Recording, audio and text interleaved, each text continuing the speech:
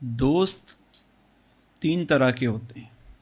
ایک دوست وہ ہوتا ہے کہ جس کی دوستی فقط انسان کی روح نکلنے تک ہے، یعنی اس کی دوستی جو ہے وہ انسان کی روح نکلنے تک ہوتی ہے، وہ دوستی وہیں ختم ہو جاتی ہے۔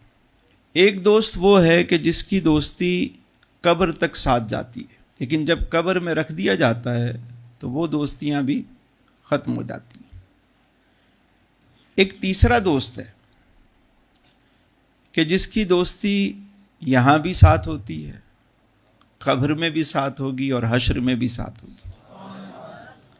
پہلا دوست کہ جس کی دوستی روح نکلنے تک ہے، وہ انسان کا مال ہے، آپ کا بینک بیلنس، آپ کی گاڑیاں، آپ کا گھر، آپ کے کریڈٹ کارڈ، آپ کے اے ٹی ایم کارڈ، آپ کی ممبرشپ، آپ کا عہدہ، آپ کا اسٹیٹس، آپ کا وزٹنگ کارڈ، سب یہیں تک روح نکلی اور یہ ساری دوستیاں ختم ہو گئی کہ جس کے لیے انسان نے نہ حلال دیکھا، نہ حرام دیکھا، نہ صبح دیکھی، نہ شام دیکھی، لیکن اس کی دوستی فقط روح نکلنے تک ہے۔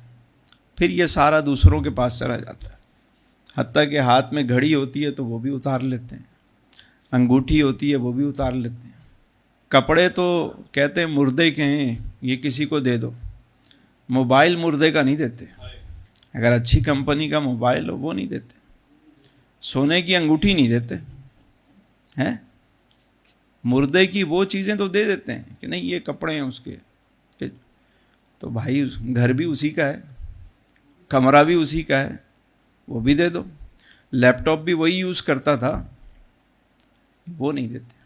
تو یہ دوستی آپ کی روح نکلنے تک ہے، ساری دوستیاں یاریاں، یہ مال کی جتنی دوستی ہے۔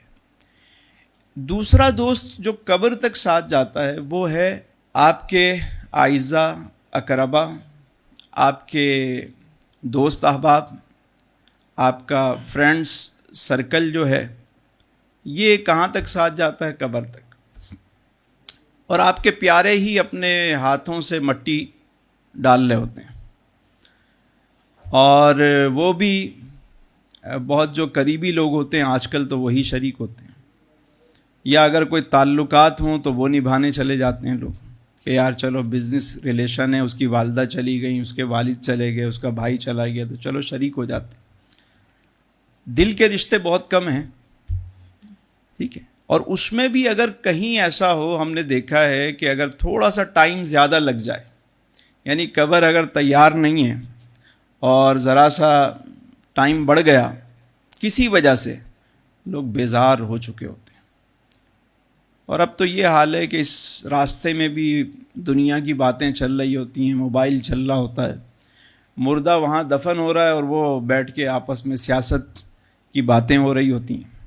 ایک وقت تو ایسا بھی تھا کہ جب کسی کو قبرستان لے کے جا رہے ہوتے تھے تو سارے لوگ جہاں سے جنازہ گزرتا لوگ کھڑے ہو جاتے تھے، ادب میں رسپیکٹ دیتے تھے، اور جو اجنبی تعزیت کرنا چاہتا تھا وہ پریشان ہوتا تھا کہ میں تعزیت کس سے کروں، کیونکہ سارے ہی غمزدہ نظر آتے تھے، سبھی اشکبار ہوتے تھے، سبھی فکر مند ہوتے تھے، سمجھ نہیں آتا تھا کہ اس کا عزیز کون ہے۔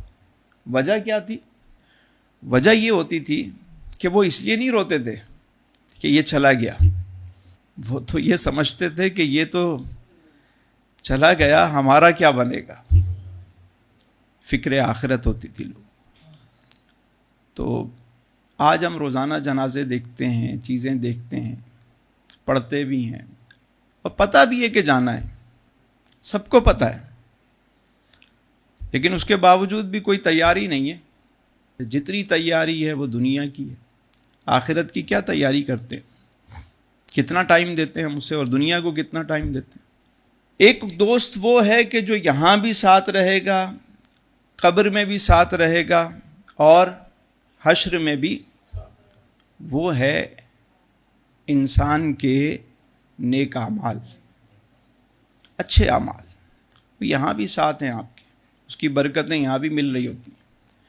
قبر میں جب سارے چھوڑ کے چلے جاتے ہیں، حتیٰ کہ وہ دوست جو کہتا ہے یار میں تیرا ساتھ کبھی نہیں چھوڑوں گا، ہم دونوں تو بھائی بہت، بس کچھ بھی ہو جائے یہ دوستی نہیں چھوٹے گی ہماری، وہ بھی اپنے ہاتھ سے مٹی ڈالنا ہوتا ہے۔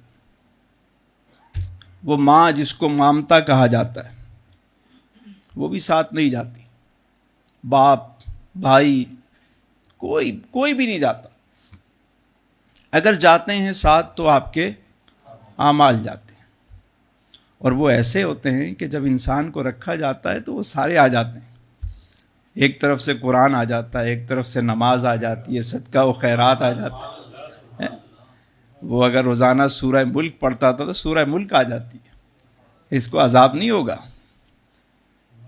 وجہ کیا ہے؟ وہ ساتھ ہوتے ہیں، اور بسا اوقات تو یہ بھی ہے کہ وہ ایسی صورت میں آتے ہیں کہ انسان ان کو دیکھ کے خوش ہو رہا ہوتا ہے، یعنی مانوس صورتوں میں آ رہے ہوتے ہیں۔